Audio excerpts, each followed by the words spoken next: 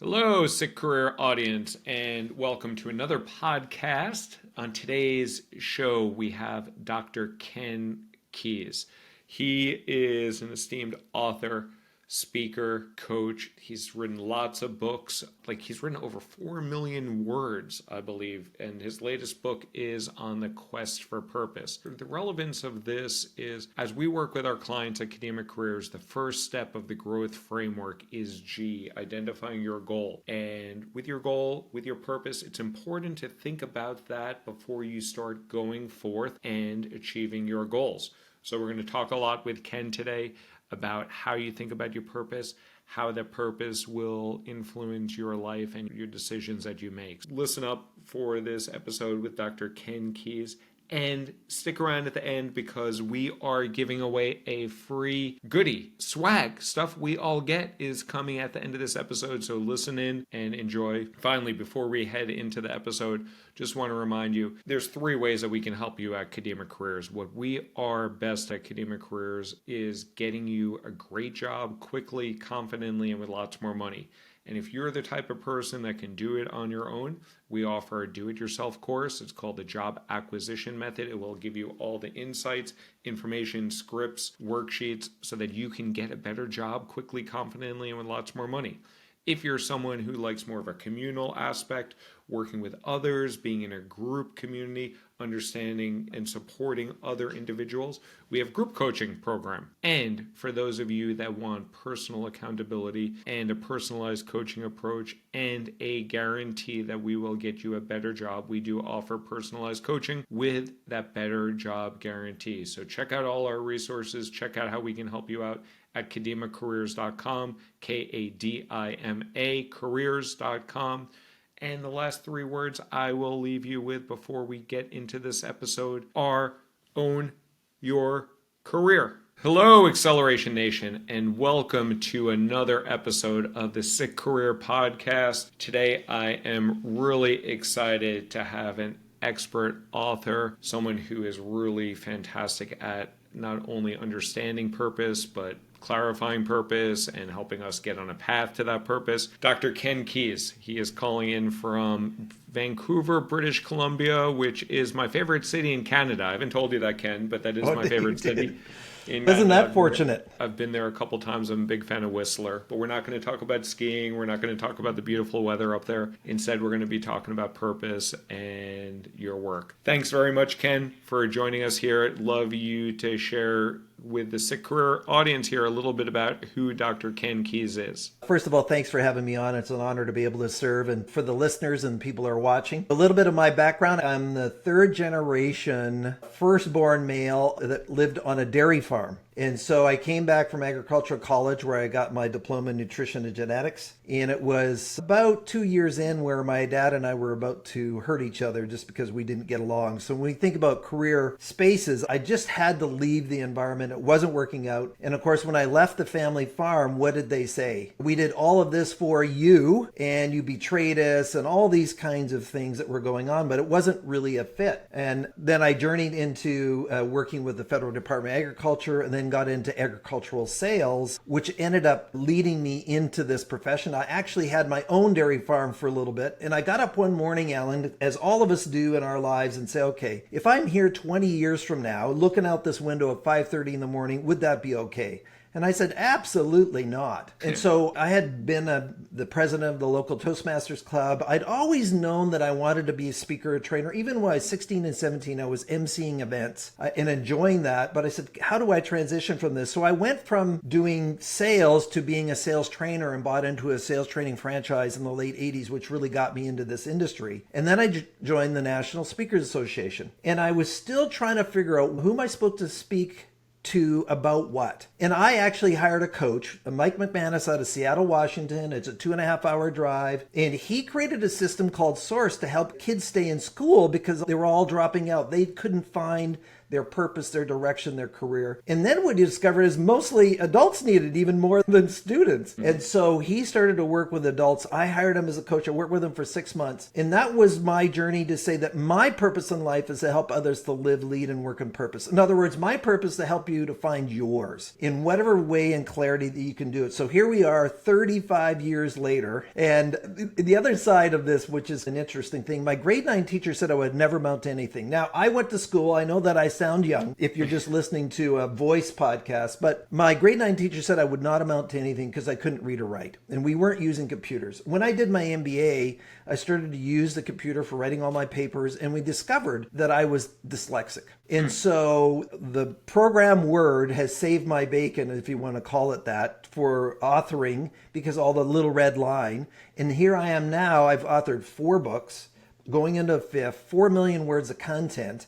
But yet my grade 9 English teacher said you would not amount to nothing. So a lot of you that are listening, when we think about career direction, do we have family pressure about the direction we need to go into, me being the farm and that's where I'm supposed to stay? Do we have other influences around us where a teacher does a disservice to a student and says, you shouldn't be doing that? But I think all of us need to be able to lean into what is our pathway, and only you can really know what the answer to those questions are. But people like yourself, Alan, or myself create processes and systems for people to get to that clarity. Awesome, Ken. That's a really good overview. And I love your focus on purpose. When we work with our clients at Kadima Careers, we use what we call the growth framework. So we teach people to first identify their goals. Growth is an acronym, and the G stands for goals. And the first part, before we send people upon their career journey and helping them to find their goals, is identifying their goals. And I think your most recent book, The Quest for Purpose, about identifying the purpose and like discovering your purpose. So that is so critical when we work with our clients to identify their values and their goals before going off on that path. I'd love to hear how you define purpose, how you help people discover their purposes, any tips and tricks that you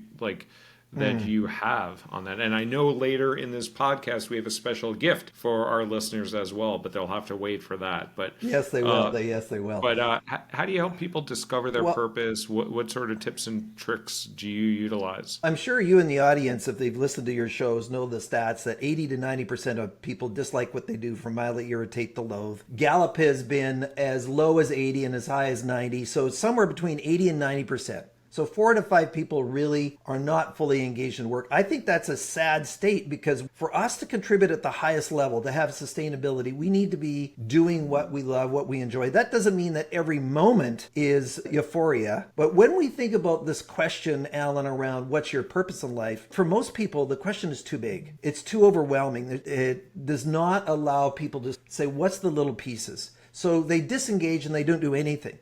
So our process, probably similar to yours, is how can I identify the pieces? So when Dr. Tasha wrote the book Insights, which is a New York Times bestseller, her work was around self-awareness. And so we have 3 words. Is self-awareness leads to self-management that leads to self-mastery. And so as an assessment company, we said we want to clarify piece by piece, puzzle pieces, as you were talking earlier about values. So we have a values assessment, internal motivators. What drives me? So what are my values? And most people don't know what that is. So what it would mean if I could make a values-based decision. What's my personality? So what does that mean in terms of having the right job? So a lot of times people might actually have the right profession, but the nature of the work isn't a fit for them. And so then I can't sustain engagement. So our steps, which I went through myself, is that I believe career is almost a misnomer. And I've spoken at most of the national career conferences, including the international ones, is that really we just have a life. And that life includes all these different components. So in the book, what I get people to do is to create an autobiography. And so they journal through and say, in your life, our life has left clues. What excites you? What energizes you? What event really motivated you? And so I get people to identify those. I went through this myself in 1989, and then there are key words that come out of that. In addition to that, we use assessments such as values or personality. And then I talked about wellness too off air. And I believe there are some people that they're not realizing their potential because they're not well. So if I don't have the energy, if I'm not getting the sleep, it has nothing to do with the career. It has to do with the wellness issue, and that we can save that for maybe a future podcast. So people go through this process of journaling, and rather than feeling guilty, just process and go through it. We created a whole online course based on the book, The Quest for Purpose, to take you step by step through it. And so then piece by piece, I get this clarity. Now, if you remember Brendon Burchard's book, Habits of High Performers, and he identified 6 habits of the high performers, the number one habit is clarity. A lot of times people go and say, here's a career, it's 100K, it's 200K, whatever it is a year, I'm going to go do that. And then they're miserable. Or they get promoted because society thinks that promotion and being upwardly mobile is the way to go. A lot of times people promote themselves into misery. So I'll give you an example, and I can say the name here. So my neighbor worked for Home Depot, and then her husband had a workplace accident, and she was supervisor of the customer service department at the local Home Depot. Because her husband had a workplace accident, she says, I need to be able to just work. I can't be the supervisor anymore. A year later, Home Depot came to her and says, listen, take the supervisor job or we're going to fire you. So no, I don't want it anymore. I just like and enjoy doing the supervisory piece. They fired her. This is one of the best employees they had. And so she knew that she didn't want to do that, but the leadership thought that the only way that you could work here is to be the supervisor, when she had proven herself that I could do this job of just being the customer service person without the responsibility of leading others. So a lot of times when we think about careers, we get driven down certain spaces or certain areas, such as with me in the dairy farm.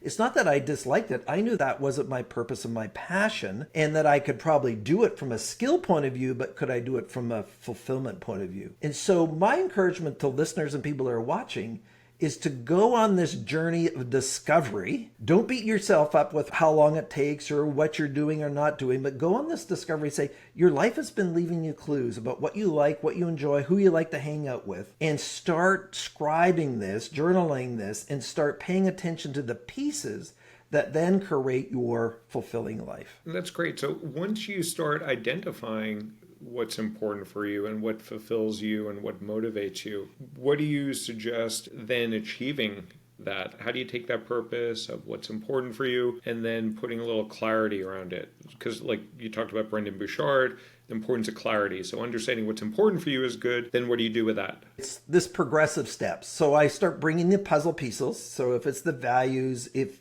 it's skill sets, if it's passions. And what we get people to do at the very end of the book is to say, okay, what does my ideal job career look like? So what are the components?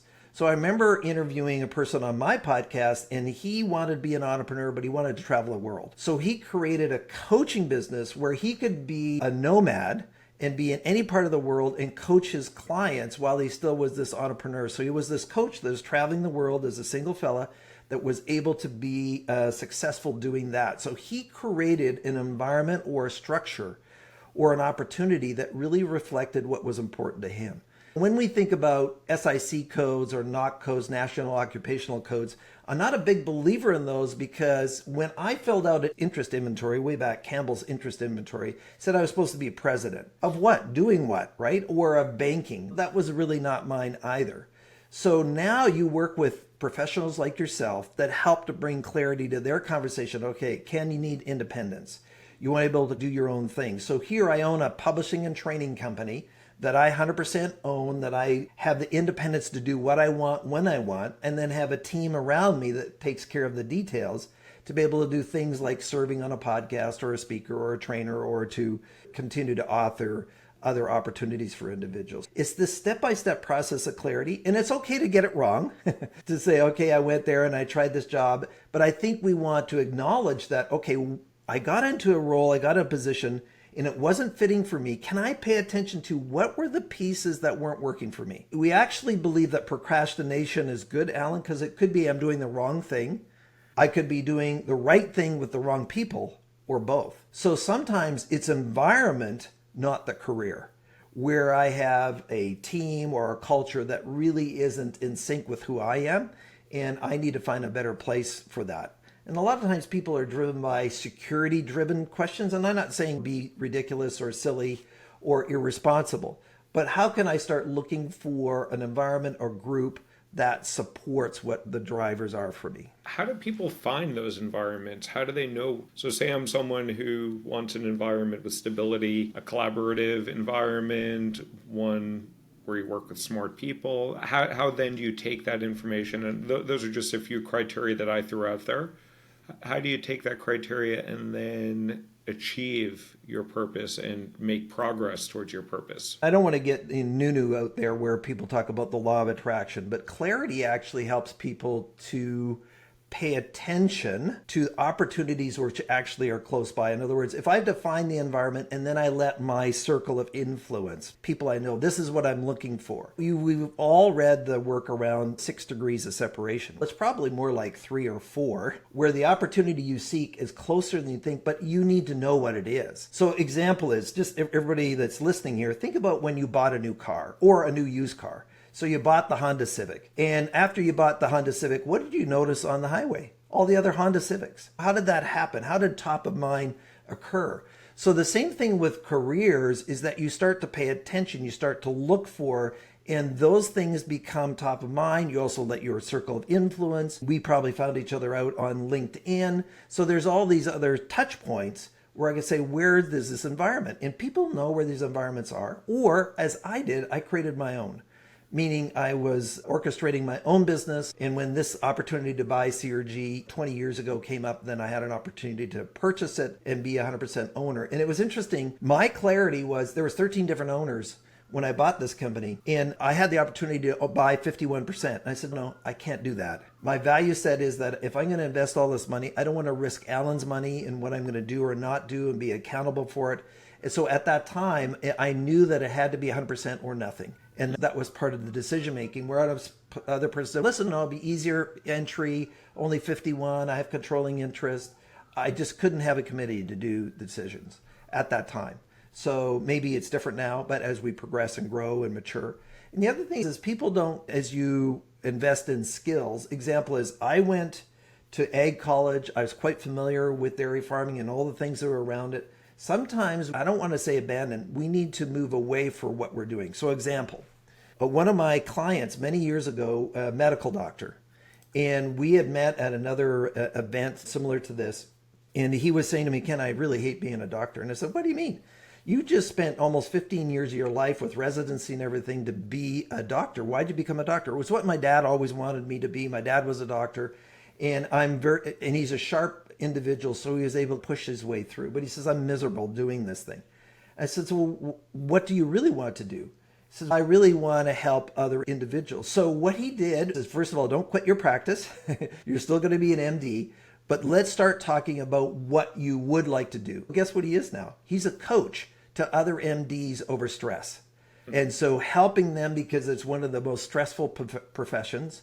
A lot of them are not really managing the stress well. In fact, some of the most unhealthy people are MDs. And because he's an MD, he has affiliation with that group, and now he runs his own coaching and training company to help fellow practitioners, medical doctors, to manage their stress and manage their practice. But that took some time. It took us 6 months to work through how the nuances and what he was going to do.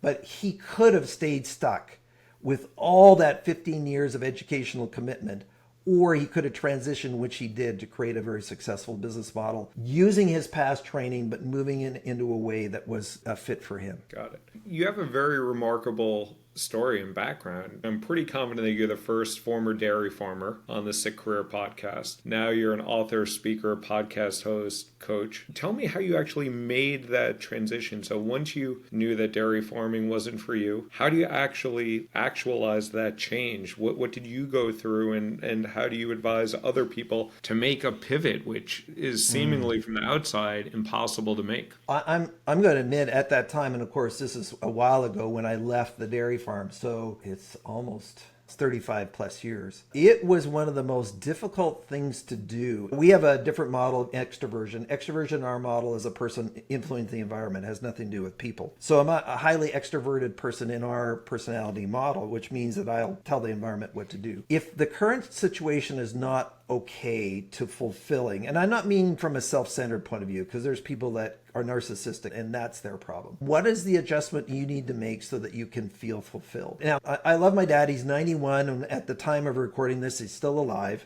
But he lost his dad when he was 16. He lost his eldest brother when he was 17. He had to take over the farm. He didn't have any modeling of how to do it. Eastern European descent is you just shut up and listen and you're told what to do. And that wasn't the model I was doing. I said, okay, how do I move out of this? I moved into a job opportunity, which interesting was provided to me by my dad's best man from his wedding.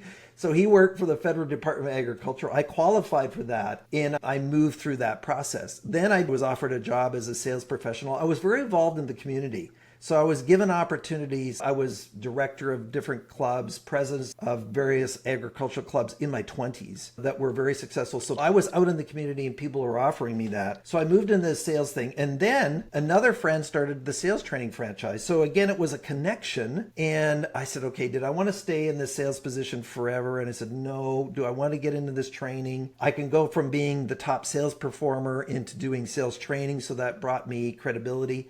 And then I met the owners of the current company I have just a year later, and they were already creating psychological tools and assessments. And then I moved into this whole leadership space. And in '89, when I was mentioning to you, when I joined the National Speakers Association, they also encouraged me and mentored me, and they were so supportive.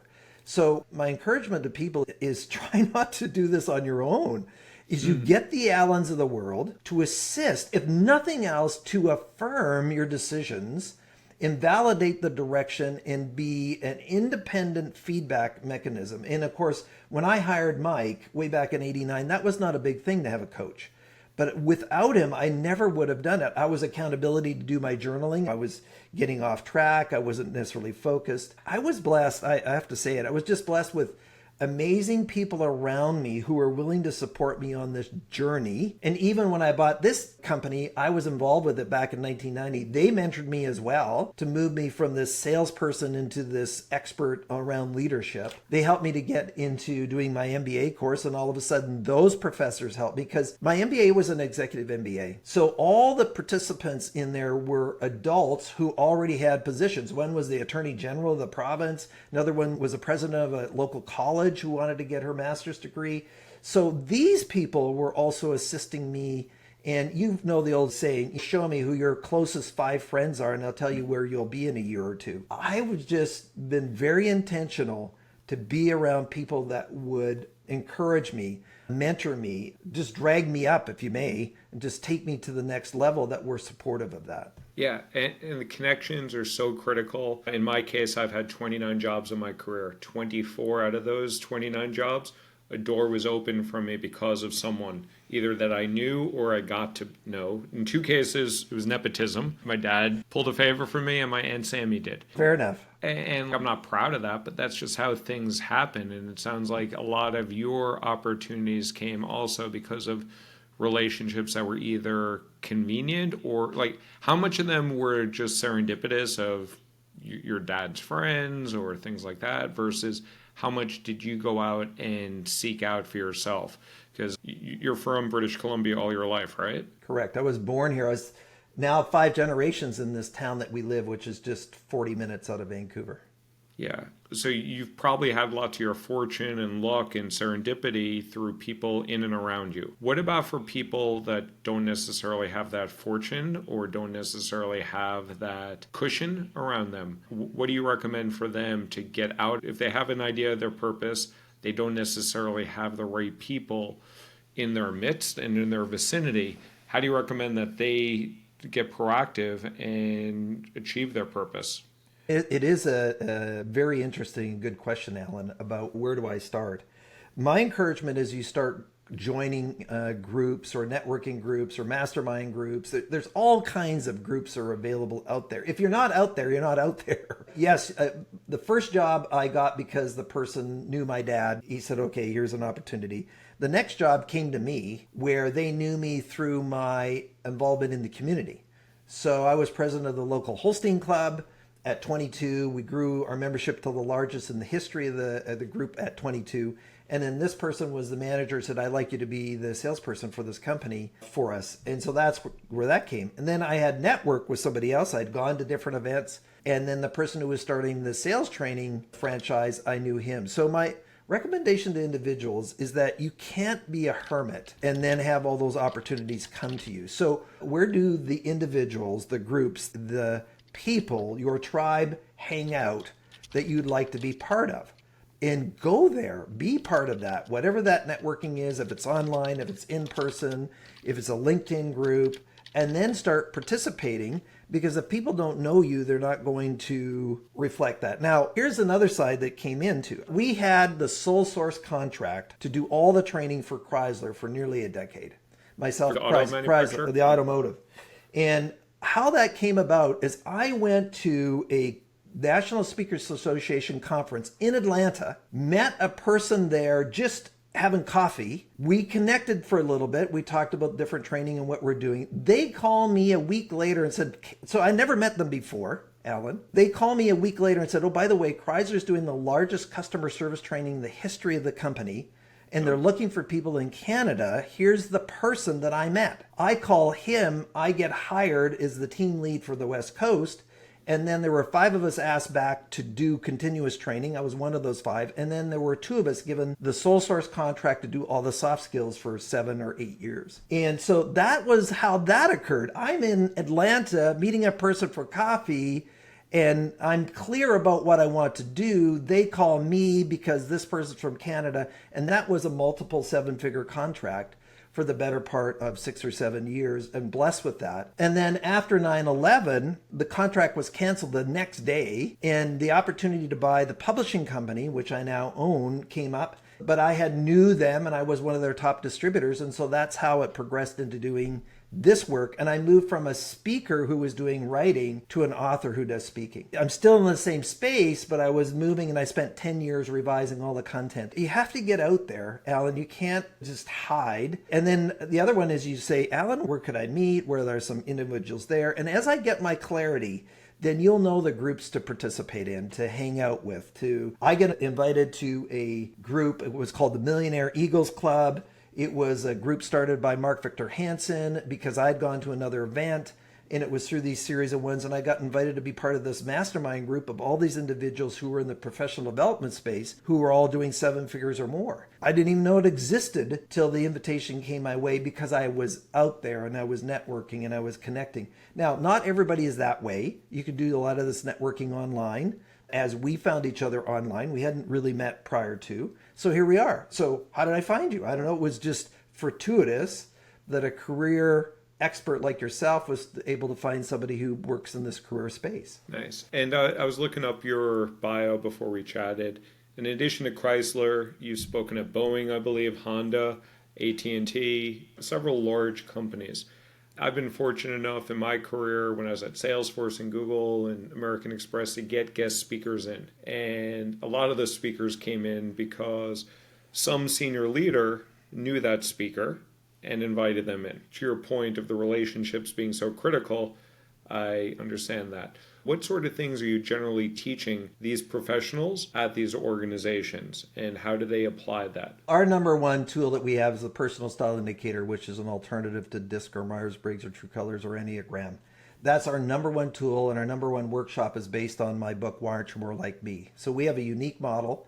It's now the number one rated personality assessment globally by participants. And even education uses it, grade 10 or whatever. So we're teaching people this self-awareness of personality, because every single person on the planet has it. We're in 13 different languages, 30 countries. And if I'm in Japan, if I'm in China, if I'm in the US, I'm in Canada, if I'm in France, if I'm in Sweden, we have all this underpinning of this foundational predisposition.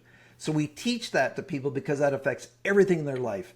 Their job choices, their relationships personally, their relationships professionally, as well as one of the things we're teaching people, and I think this is very important, when we think about careers, a lot of times people discount their own worth or their own value. And we could be in environments that we grow up into, work or personal, where we're not validated for who we are. So one of the things we teach around, okay, and this is not around narcissism and self-centeredness. This is around self-honoring. So you remember the old saying, kids are to be seen, not Heard. Where did that come from? And I'm a verbal person. Probably I'm adults. balanced in our model. Pardon me?